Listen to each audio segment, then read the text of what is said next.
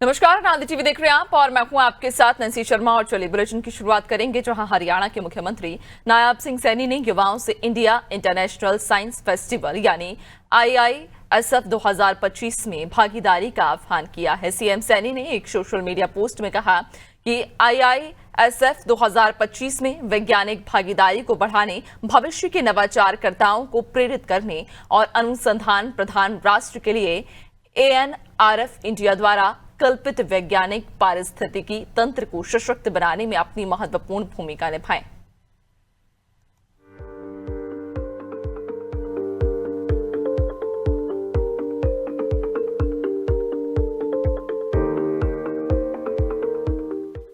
IISF 2025 Haryana के पंचकुला में 6 दिसंबर से 9 दिसंबर तक आयोजित होगा।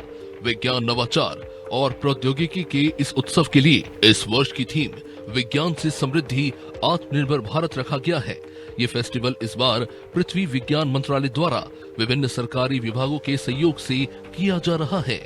इस बार इंडिया इंटरनेशनल साइंस फेस्टिवल में युवा प्रतिभागियों के लिए हैकाथॉन, स्टार्टअप शोकेस, शीर्ष वैज्ञानिकों के साथ संवाद और यंग साइंटिस्ट कॉन्क्लेव जैसी गतिविधियां आयोजित की जाएंगी। कटिंग एज टेक्नोलॉजी पर आधारित विशेष सत्रों में कृत्रिम बुद्धिमत्ता एवं AGI, quantum technology, gene editing, semiconductors, new space technologies और उभरती दूरसंचार प्रणालियां भी शामिल होंगी।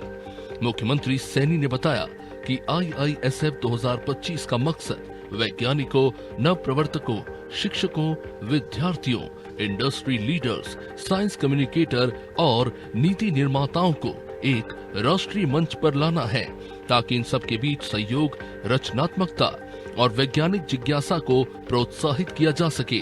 अब आपको बता दें कि इस उत्सव का उद्देश्य नवाचारों को सार्थक परिणामों में बदलना और वैज्ञानिक खोजों को समाज हित के विकासात्मक पहलों से जोड़ना है। इस उत्सव में युवा विद्यार्थियों को साइंस और टेक्नोलॉजी में करियर बनाने के लिए प्रोत्साहित करने, साइंस बेस्ड एंटरप्रेन्योरशिप को मजबूत करने और भारत की पारंपरिक ज्ञान प्रणालियों को आधुनिक वैज्ञानिक शोध के साथ जोड़ने पर खास जोर दिया गया है।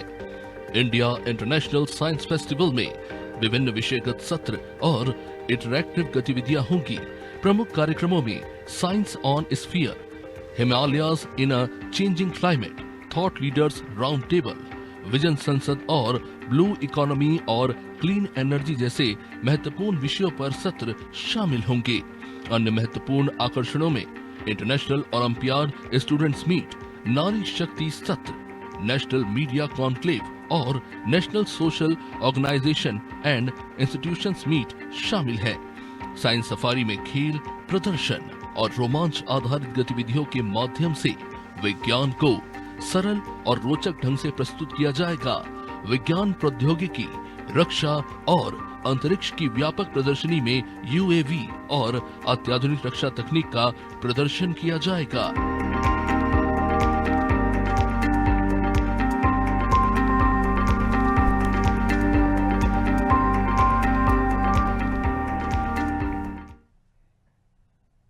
और हरियाणा के मुख्यमंत्री नायब सिंह सैनी ने भारतीय अर्थव्यवस्था के बढ़ते कदमों के लिए प्रधानमंत्री नरेंद्र मोदी का आभार माना है। एक सोशल मीडिया पोस्ट में सीएम सैनी ने लिखा कि पीएम मोदी के दूरदर्शी और कुशल नेतृत्व में भारत की अर्थव्यवस्था नई ऊंचाइयां छू रही है। वित्त वर्ष 2025-26 की दूसरी तिमाही में 8.2% की वास्तविक GDP वृद्धि दर्ज कर भारत ने न सिर्फ सभी पूर्वानुमानों को पीछे छोड़ा, बल्कि वैश्विक मंच पर अपनी आर्थिक मजबूती का दमदार परिचय भी दिया। सीएम सैनी ने लिखा कि भारत की यह प्रगति सरकार की सुदृढ़ आर्थिक नीतियों, बढ़ते निवेश और स्थायी विकास के प्रति दृढ़ संकल्प का स्पष्ट प्रमाण है। विकसित भारत 2047 के संकल्प की ओर बढ़ता यह तेज कदम न सिर्फ हमारी सामूहिक क्षमता को रेखांकित करता है, बल्कि उस नए आत्मविश्वास को भी सशक्त बनाता है जिसे आदरणीय प्रधानमंत्री जी ने देश के सामने स्थापित किया।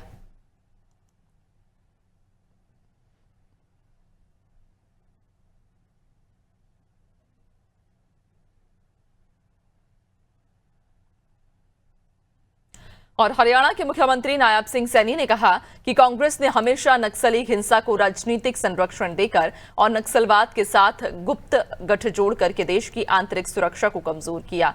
सीएम सैनी ने कहा कि नक्सलवाद राष्ट्र के विकास, शांति और स्थिरता के लिए सबसे बड़ी बाधाओं में से एक रहा, जिसे अब समाप्त किया जा रहा है।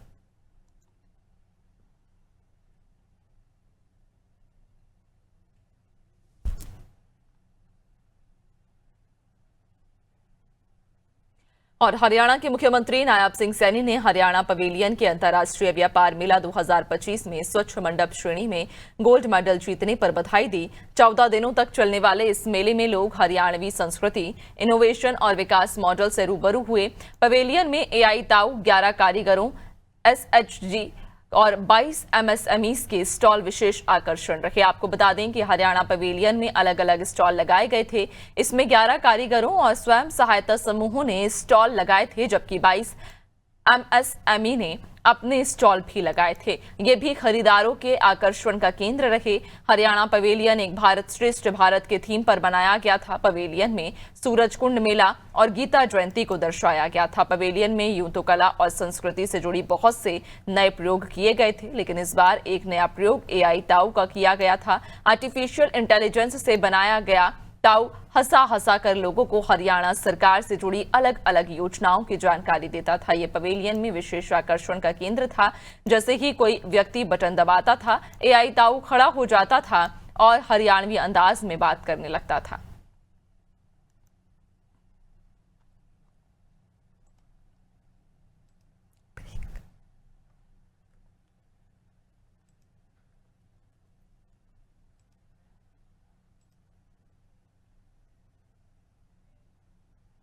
और फिलहाल रुकेंगे एक छोटे से ब्रेक के लिए, जल्द लौटेंगे।